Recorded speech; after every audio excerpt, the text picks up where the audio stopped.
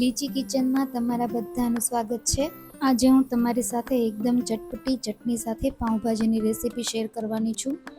હું હમણાં રેસ્ટોરન્ટમાં જમવા ગઈ હતી તો આવી રીતે પાઉંભાજીની સાથે ચટણી સર્વ કરેલી હતી। તો આ રીતે ભાજીની સાથે ચટણી ખાવાથી પાઉંભાજીનો ટેસ્ટ ડબલ થઈ જાય છે। તો ચાલો રેસીપી બનાવવાનું શરૂ કરીએ। સૌથી પહેલાં ભાજી બનાવવા માટે અહીંયા મેં દૂધી, કોબી, વટાણા, ત્યારબાદ છાલ કાઢીને સુધારેલા બટેટા અને છાલ કાઢેલા રીંગણા છે એ લઈ લીધેલા છે।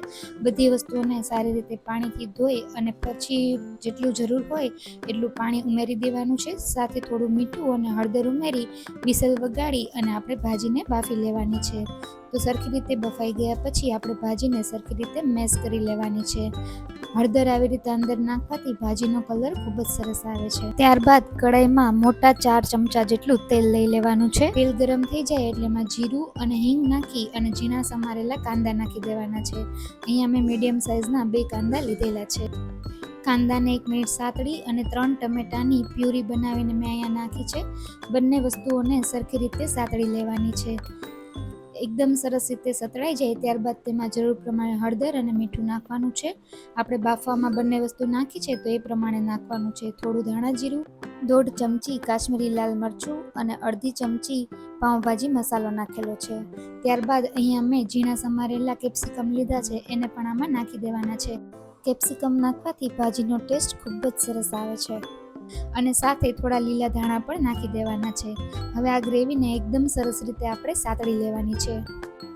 ગ્રેવી સાતળતી વખતે મસાલા બળી ન જાય એ માટે એમાં સાવ થોડું ઊંધું પાણી નાખી દેવાનું છે જેથી કરીને ગ્રેવી સરખી સતળાઈ જાય, તેલ બધું છૂટું પડી જાય ત્યારબાદ એમાં આપણે બાફેલી ભાજી નાખી દેવાની છે અને બધી જ વસ્તુઓને સરખી રીતે મિક્સ કરી લેવાની છે। ફ્રેન્ડ્સ, વિડીયો સ્કીપ કર્યા વગર આગળ જે ચટણીની રેસીપી શેર કરવાની છું એ તમે જરૂરથી જોજો। આ ચટણીની સાથે ભાજી ખાવાથી ભાજીનો ટેસ્ટ છે એ ખૂબ જ સરસ આવે છે। તો તમે જોઈ શકો છો કે આપણી ભાજી છે અહીંયા થોડી થીક લાગે છે। રેસ્ટોરન્ટમાં જ્યારે આપણે ભાજી ખાવા જઈએ છીએ ત્યારે ભાજી છે એ થોડી પતલી હોય છે। તો ભાજીની કન્સિસ્ટન્સી છે એને થોડી પતલી કરવા માટે અહીંયા હું પાણી નાખીશ જેથી કરીને આપણે ભાજીને થોડી વાર ઉકાળીએ તો એના મસાલા બળી ન જાય અને કન્સિસ્ટન્સી છે એ પણ એકદમ લેવલ અપ થઈ જાય। તો થોડી વાર હલાવ્યા પછી આપણી ભાજી છે એકદમ સરસ રીતે તૈયાર થઈ ગઈ છે।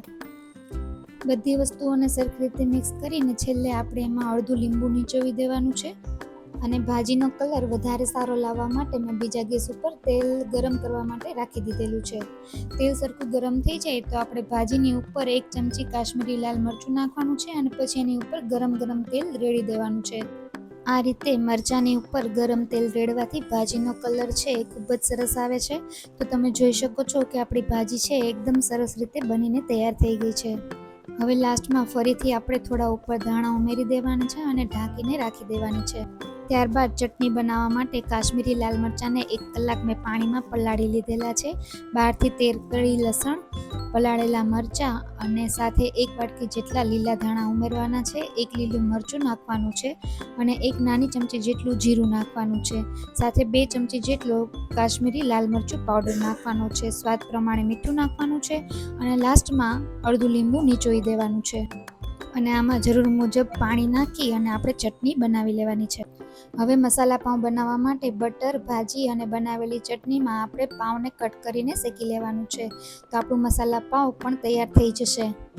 તો ફ્રેન્ડ્સ, આજની ચટપટી ચટણીવાળી પાઉંભાજીની રેસીપી તમને કેવી લાગી એ મને કોમેન્ટ કરીને જરૂરથી કહેજો। સાથે જો રેસીપી થોડી પણ પસંદ આવી હોય તો મારી ચેનલને સબસ્ક્રાઈબ જરૂરથી કરી લેજો અને એવા વ્યક્તિઓની સાથે શેર કરી દેજો કે જેને આવી પાઉંભાજી ખાવાનો શોખ હોય। તો મળીએ આપણી નેક્સ્ટ રેસીપીની સાથે।